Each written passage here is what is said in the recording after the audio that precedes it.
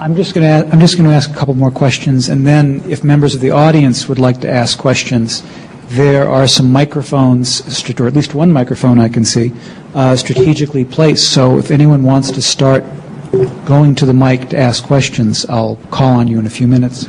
Okay. Well, go ahead. Yeah. Theodore Draper, the political writer, argued that Iran Contra, from a constitutional standpoint, was far more serious than Watergate. A, would you agree? And B, why has it seemed to go down the memory hole? What's Iran Contra? I mean, who remembers it? Yes, I think it was more serious. Certainly broke more laws, and you didn't ask, but the third, yes, Reagan knew, and it's what he wanted to do, and he had the people who were privately financing the Contras in the Oval Office, and he didn't send the Bible to Rafsanjani because he thought Rafsanjani had nothing to read.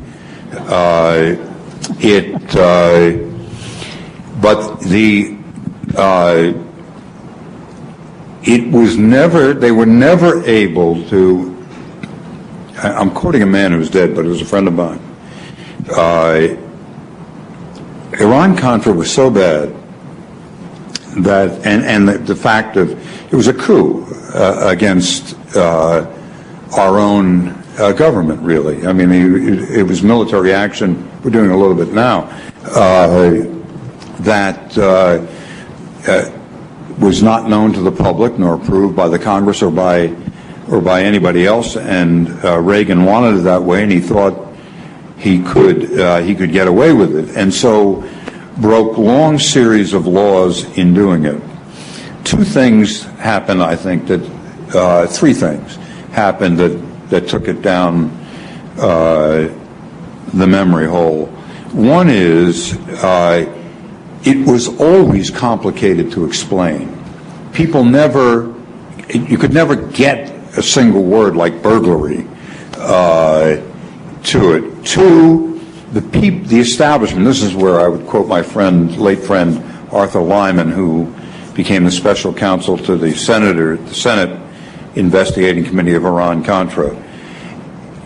People like him, people like Howard Baker, other people of consequence in the country. Arthur Lyman was a Democrat and a great lawyer. Felt that it was in the national interest to have this go away as soon as possible. And they did not want to lay out the full facts. I mean, there was something of an establishment conspiracy to get this thing over with. And finally, Reagan was a good enough actor to do his Alzheimer's number years before he had Alzheimer's. If you read the text of the interviews with him, and managed to confuse the issue almost beyond belief, and then go on television and say, see, there was nothing there, let's all go home, and we did. Why did the likes of Lyman and Baker want it to go away? Was it too soon after Watergate? Or? No, I don't think it was because it was too soon after Watergate. It went to the, it went too deep into how national security was really being practiced in the country. The best thing to compare it with in many ways, although they did a better job in 1975, was the efforts the United States always makes to cloud the issue of whether we actually assassinate people, whether we were trying to assassinate Castro or